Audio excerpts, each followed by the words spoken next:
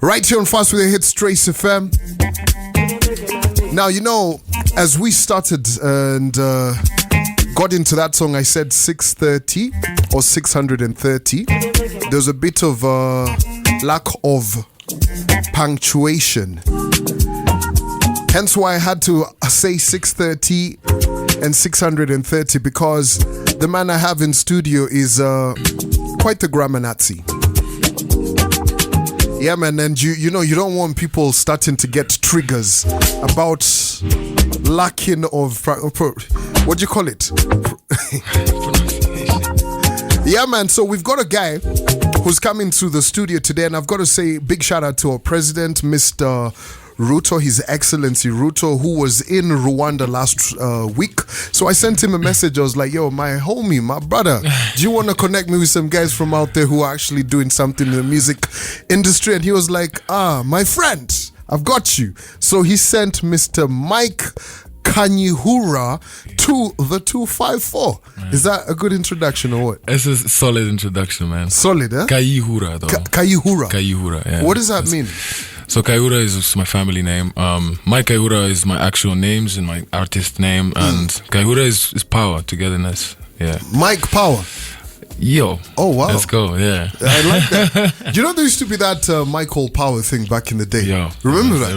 Yeah. Okay. You know, so that would be a dope artist name. It really would. Yeah, it really would. So tell me, that song 630, man. So what's this bad birdie doing to you, man? Bad birdie, man. I mean, we all have that one bad buddy that, you know, gets to our minds at some point in life, and they're rude, and it's, you know, the rude is nice sometimes, you know. It's you look forward to it. So I'm just talking about this buddy that's checking me out at 6:30 for some reason. That's when she's probably out of work and everything, and we're linking up. Yeah. Oh wow, interesting. Yeah. I like that. So you know, I was talking about you being a grammar Nazi and all of that. So it's impressive that, man, how like that transition. Okay, but I can't see it as a difficult transition, because you know, grammar is what you studied at school, if I'm correct, right?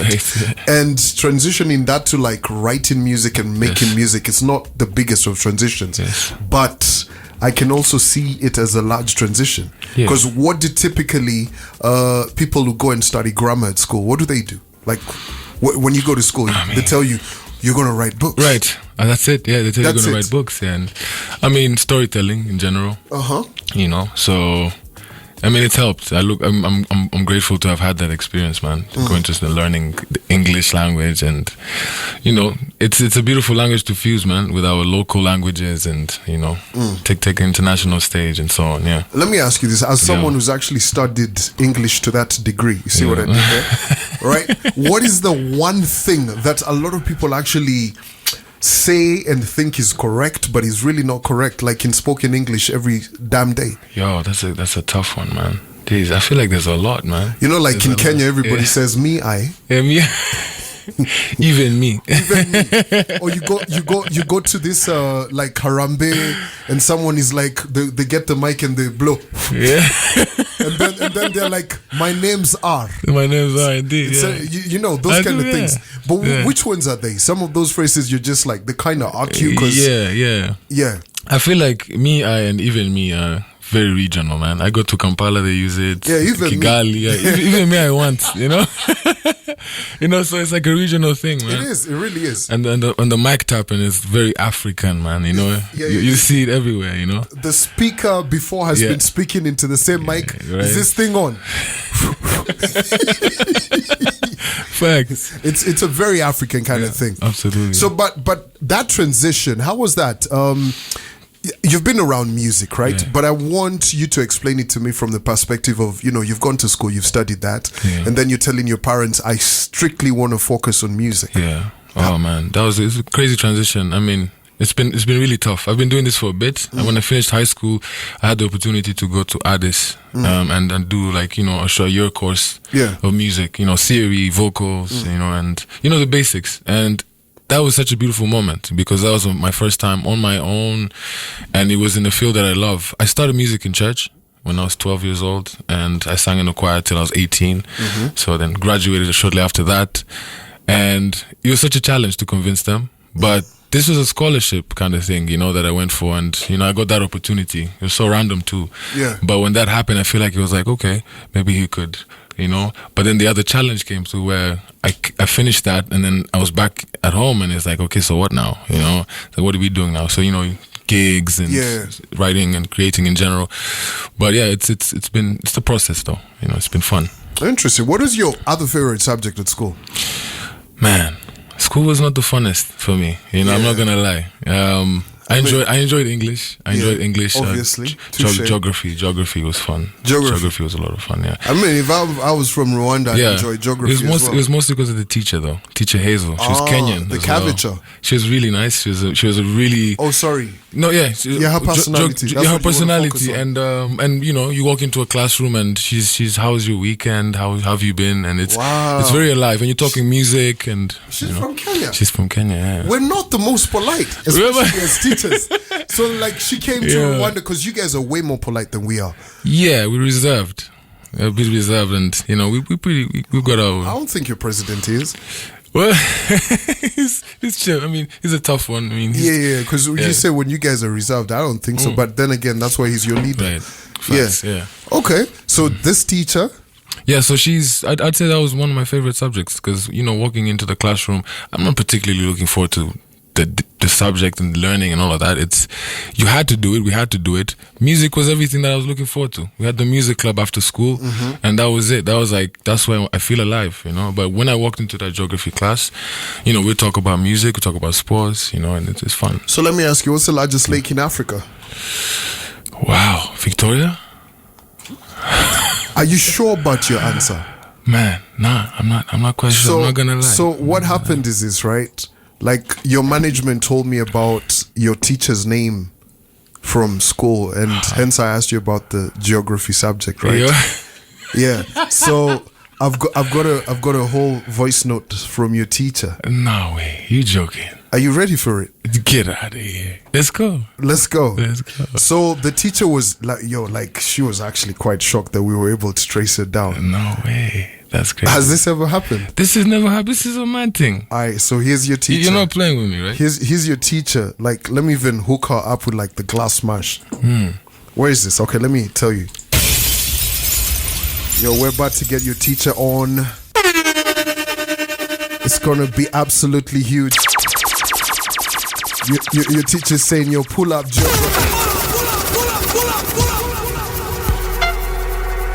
Here's your teacher.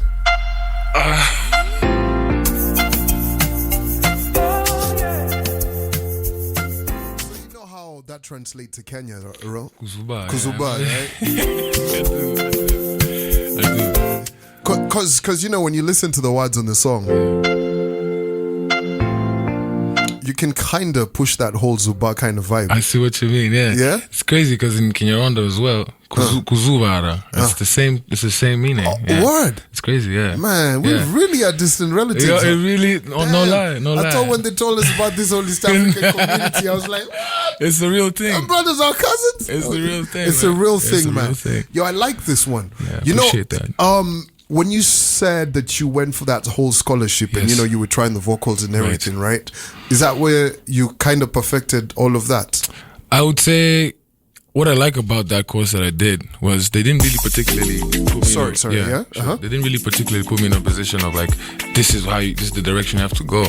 They just basically gave me warm-ups that were like, look, what you're doing is dope. Just, freshen it up, and whatever you do when you're going to do it, just try and warm it up. And it's just the techniques, like vocal warm-ups. So what I like about it is they didn't take me away from what I've been doing, because I'm self-taught in terms of writing, in terms of the keys, and so I feel like what I like about it was they let me be. And, so for someone who's actually never been to like an institution, how they teach you how to in your own words warm up your voice and all of that.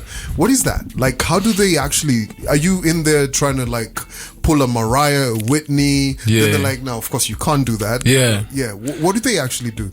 I think what I got from the sessions I did was they would look at what you're doing, and I feel like they kind of saw that I had some sort of platform on what way I'm heading or what I'm trying to create, the sounds I'm with, and they're like, look, this sounds good. What you could do is the warm-up. So there were random techniques, and you'd be there doing warm-ups, drooling, and it's like, that's it though. That's like those kind of things. It's strange at first, but in the end you realize that it helps. It really does. Sounds like wine tasting. I once went for wine tasting, and I remember so one of the ladies was like, yeah, you can taste the soil. I'm like, what soil? Volcanic. What are you talking about, bro? So it was quite interesting. Now, I know you've been working on a lot of music, right? Yeah. And there's this EP, which is actually called Zuba. It's called Zuba, yeah. Right? Yeah. Why do you go with that title for the whole EP? I wrote this song, it was the actual project. This song in its own, I wrote it for my baby mom. The mother of my son. So that was the inspiration. Damn, the girls have dropped out. Yeah, man. Like, interview over. Nah, I mean, it's I wrote it for her, and we're cool, good friends. Everyone I like with a baby mama says that. Yeah, no, we're good. I mean, the good thing about it is she did inspire this whole project, technically, because when I was writing that project, we worked together, and she's a pianist too, classically trained, so it was more of like music was just flowing, and it was at a time in lockdown. That's when I created it, and there was inspiration was at a high low, so I feel like that moment was special. And the song Zuba wasn't even meant to sound like that, or the song Jaribu on that those songs that when I got to the studio, the producer had like a different idea, give it groove, give it upbeat, and that's what the people need. So how old is your kid? He's turning 2 in June. 2, damn, COVID baby, huh? Yeah. Damn. So you were out there. What were you actually making? Musical babies. Yo, on the real. I should have added that to the title of the EP. Yeah. What were you like how the R&B, like you talk to the R&B cards from back in the day. They're like, oh, this is our baby making music. So literally, that's what you should have called this album. I'm telling you. Damn. That's it. That's it. Music. I want to get into this track called Sabrina as we almost conclude. What's this about? Sabrina was also one of those songs that I wrote, and there was no particular context. The name Sabrina just hit my mind. And who's Sabrina? No one in particular, What do you mean no one in particular? No, this is, you just said that the album's inspired. No, Sabrina isn't on the EP, by the way. That's something that came out before the EP, 2020. It's a track I did with a good friend of mine called Kivumbi. For me, that song is a track that I love because the process of it all. When I came to the studio, it was very slow, just the keys. The producer was like, nah, let's put it upbeat. Kivumbi was in the studio. He was not meant to jump on the track. I'm like, yo, what do you think about jumping on this? And he was like, yo, I was wondering when you'd ask. I have a verse. I've been ready. And he jumped on it. And yeah, it's a beautiful track. All right, let's hear it. All right, man. Thank you for pulling up to the studio. Thank you for having me, man. Man, appreciate it. I'm going to connect with you. We're definitely going to push your music. Absolutely. And I know my guys over from the Trace Mziki side want to push some dope content with you. Absolutely. Yeah, man. Appreciate you. Appreciate it, man. Thank you very much. Man. Thanks for having me. Pleasure to meet you. Cheers, you too. All right, I'm back on the radio tomorrow morning from 6 all the way up until 10. Remember, if you see me out on the streets, don't say hi.